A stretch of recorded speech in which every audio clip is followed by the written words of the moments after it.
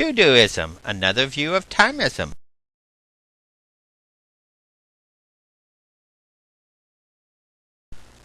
Sometimes we question the meaning of life. DooDoo'ism is the answer. DooDoo'ism is a part of life from the start. Problem solvers can do, while problem causers do. A skinny mother. And consider how kids celebrate their triumph of being toilet trained. They use the bathroom toilet tissue cardboard roller, which they then use to trumpet their triumph. Do-do-do-do-do-do! The history of humanity can be understood as variations of DooDoo'ism. William Shakespeare had Hamlet ham the hesitation to do or not to do. The utilitarian philosopher John Stuart Mill was famous for saying, "To do is to be." A later philosopher, the existentialist Jean-Paul Sartre, said the opposite. To be is to do. Unsure of his nothingness, Sartre also espoused to be is not to be. But these philosophers had nothing compared to the essence of DooDoo'ism as expressed by Frank Sinatra. Dooby-dooby-doo. We baby boomers, who grew up after Sinatra, had a different version of DooDoo'ism. Do me a doobie. An ancient historical homage was Barney, who was a broken record of dooby-dooby-doo. Among the many cultural heritages of chocolate chicks are the hairdos, as in, and the color girl go doo-doo-doo-doo-doo-doo-doo. Politics is a doo-doo cesspool into which all good thinkers become stinkers. Too many politicians corrupt religion, as seen in the politician's golden rule. Do unto others before they can do unto you. Don't call politicians professional or career politicians. Any professing should be confessional, that is, fessing up. What they fess does not profess anything except for the habitual re-election. Because they habitually fib to us, because they habitually raise our taxes, and because they habitually waste our taxes, call them habitual politicians, as in habitual offenders, like career criminals.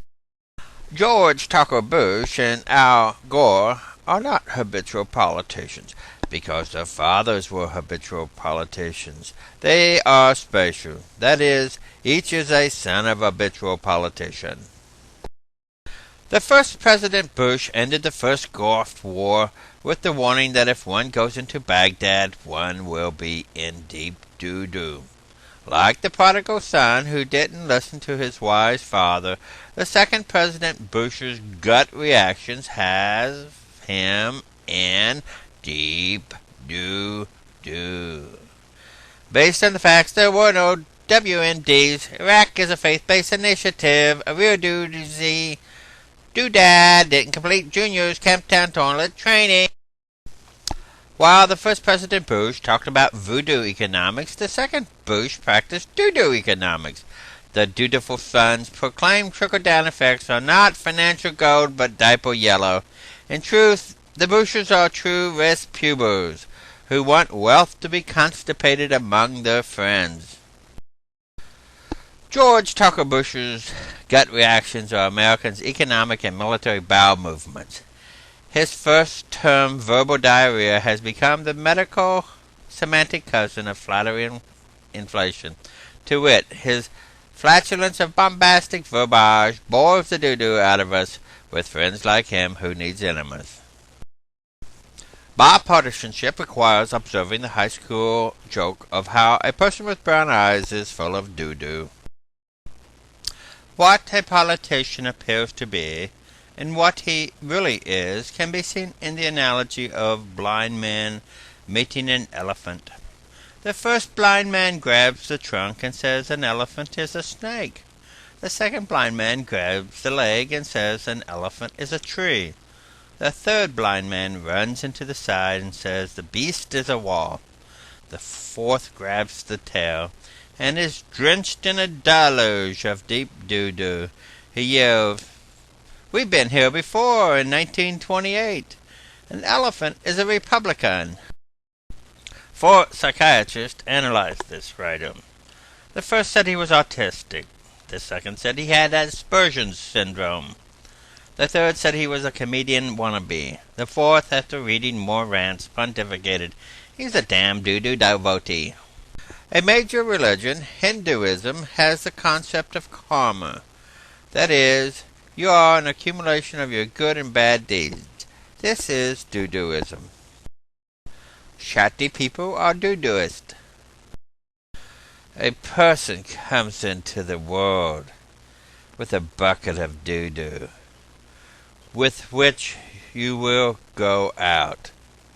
If you are nasty and sling your doo-doo, you will have a stinking life. And you may have more doo-doo in your bucket to carry to the end of your life into the next life. On the other hand, if you leave your bucket undisturbed, it will dry out, and you will be able to say, "My doo-doo doesn't stink." Karma, Hindu or Kindu? Doo-dooism is why life stinks if one understands the neurophysiology of the brain. The neurons that make up our brains have the most complex metabolism.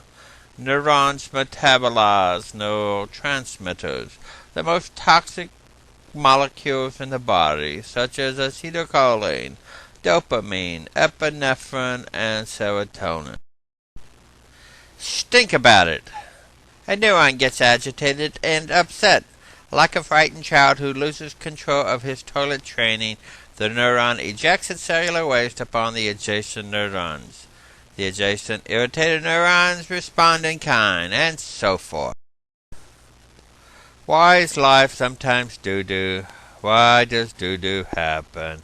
Because our brains are engaged in a never-ending dirty food fight. Based on the scatological nature of neurotransmitters, man is merely a bag of chemicals, sloshing forward, nervously controlled by a bunch of neurons defecating on each other.